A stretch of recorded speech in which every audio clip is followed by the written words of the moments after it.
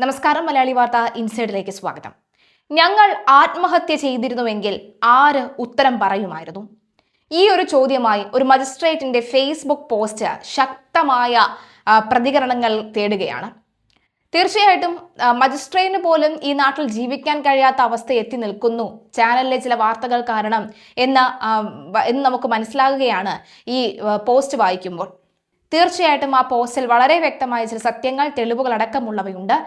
എന്താണ് നമുക്ക് വിശദമായി പരിശോധിക്കാം. റിപ്പോർട്ടർ TV തികച്ചും വ്യാജമായ വാർത്തകൾ കെട്ടിച്ചമച്ച് തന്നെയും കുടുംബത്തെയും ആത്മഹത്യയിലേക്ക് തള്ളിവിടാൻ ശ്രമിക്കുകയാണ് എന്ന ഗുരുതര ആരോപണവുമായി Thrissur 3rd additional municipal magistrate Tiara Rose മേരിയാണ് രംഗത്തു വന്നത്. വ്യാജരേഖകൾ ചമച്ച് മെഡിക്കൽ റീഇംബേഴ്സ്മെന്റ് തുക തട്ടിയെടുക്കാൻ ശ്രമിച്ചെന്ന പേരിൽ ഹൈക്കോടതി തന്നെ സർവീസിൽ നിന്നും സസ്പെൻഡ് ചെയ്തതിന് പിന്നാലെയാണ് ഔദ്യോഗിക രേഖകൾ പുറത്തുവിട്ടുകൊണ്ട് മജിസ്ട്രേറ്റ് തന്റെ നിരപരാധിത്വം വ്യക്തമാക്കിയത്.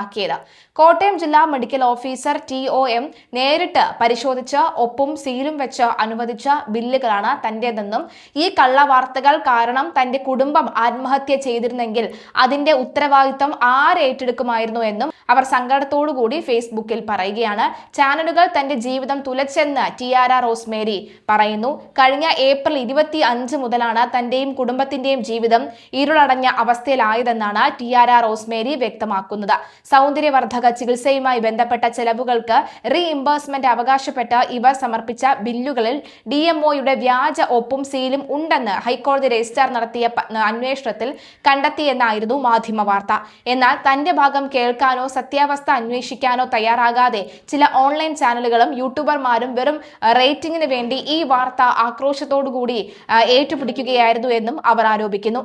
തന്റെ ഫേസ്ബുക്ക് ചിത്രങ്ങൾ മോഷ്ടിച്ച് നിരന്തരം പ്രദർശിപ്പിച്ചും കുടുംബാംഗങ്ങളുടെ പേര് വലിച്ചിഴച്ചും തങ്ങളെ സമൂഹത്തിന് മുന്നിൽ കുറ്റവാളികളായി ചിത്രീകരിച്ചു. DMO ഓഫീസിൽ ഒരിക്കൽ പോലും കാലുകുത്താത്ത താൻ എന്തിനാണ് വ്യാജ ഒപ്പും സീലും നിർമ്മിക്കുന്നത് എന്നാണ് മജിസ്ട്രേറ്റ് ചോദിക്കുന്നത്. ഇതിന് തെളിവായി കോട്ടയം DMO ഓഫീസിൽ നിന്നുള്ള ഔദ്യോഗിക രേഖകളും അവർ പുറത്തുവിട്ടു. താൻ സമർപ്പിച്ച മെഡിക്കൽ ബില്ലുകൾ DMO നേരിട്ട് പരിശോധിച്ച് കൃത്യമാണ് എന്ന് ബോധ്യപ്പെട്ട ശേഷമാണ് ഒപ്പും സീലും വെച്ച തുക അനുവദിച്ചത് എന്നാണ് ഈ രേഖകളിൽ വ്യക്തമാകുന്നത്.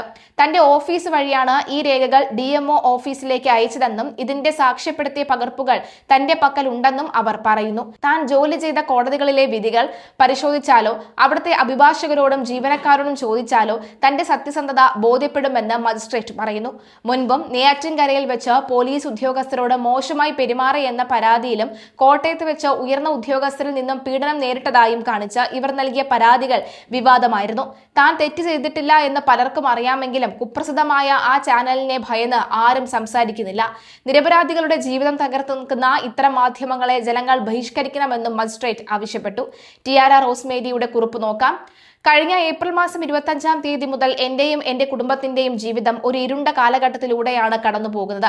മരമുറി കള്ളന്മാർ എന്ന വിളിപ്പേരിൽ അറിയപ്പെടുന്ന റിപ്പോർട്ടർ TV യാതൊരു അടിസ്ഥാനവുമില്ലാതെ ഞാൻ DMOയുടെ ഒപ്പും സീലും വ്യാജമായി നിർമ്മിച്ചു, മെഡിക്കൽ റീഇംബേഴ്സ്മെന്റ് അപേക്ഷ നൽകി എന്ന് ആരോപിച്ച് ഒരു കള്ളവാർത്ത ആക്രോശിച്ചുകൊണ്ട് പുറത്തുവിട്ടു.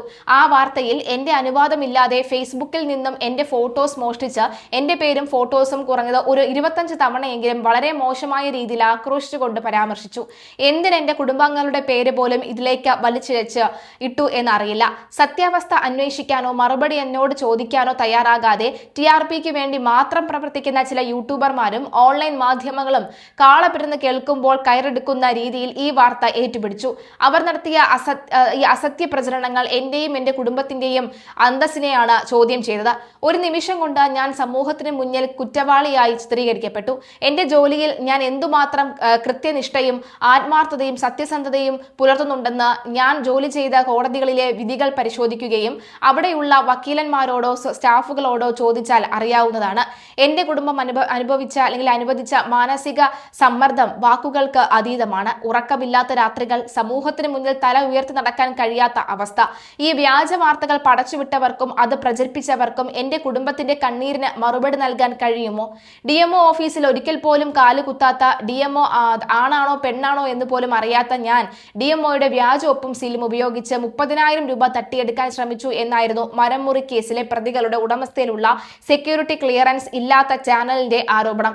ഒരു ചാനൽ കീശയിൽ ഉണ്ടെങ്കിൽ ആരെയും തേജോവധം ചെയ്യാമെന്നാണ് അവരുടെ മനസ്സിലിരിപ്പ്.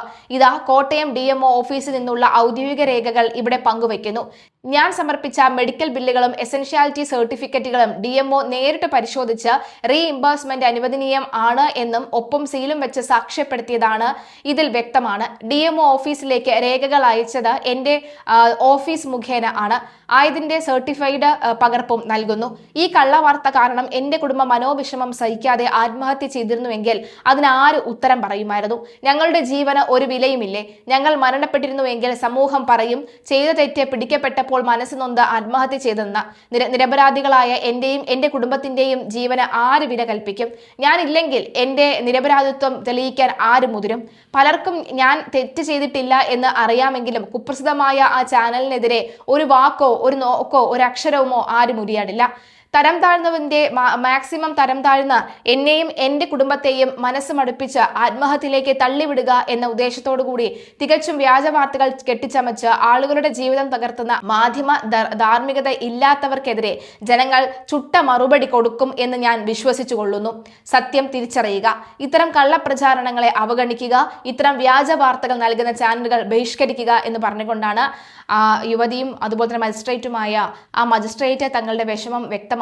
തെളിവ് സഹിതമാണ് പുറത്തേക്ക് വിടുന്നത്. ഇതിൻ്റെയൊക്കെ കമന്റുകൾ വായിച്ചാലും ആരുടെയും കീഴ്പ്പെട്ട് ആരെയും ഭയന്ന് ജോലി ചെയ്യേണ്ട ആവശ്യമില്ല. പഠിച്ച് അന്തസ്സോടുകൂടി ജോലി നേടിയെങ്കിൽ കൃത്യമായി തന്നെ മുന്നോട്ട് പോവുക. നിങ്ങൾ തെറ്റ് ചെയ്തിട്ടില്ല എന്ന് ഉറപ്പുണ്ടെങ്കിൽ ഏതറ്റം വരെയും പോരാടുക. ആത്മഹത്യ ഒന്നിനും ഒരു മാർഗമല്ല എന്ന് തന്നെയാണ് വ്യക്തമാകുന്നത്.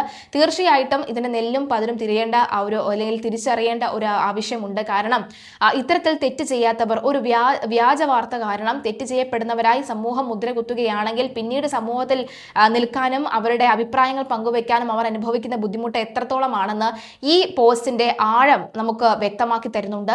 എന്തായാലും ഇതിന് റിപ്പോർട്ടർ ചാനൽ മറുപടി പറയേണ്ട ഉത്തരവാദിത്തം പൂർണ്ണമായും ചാനലിനുണ്ടെന്ന കാര്യത്തിൽ യാതൊരു സംശയവുമില്ല.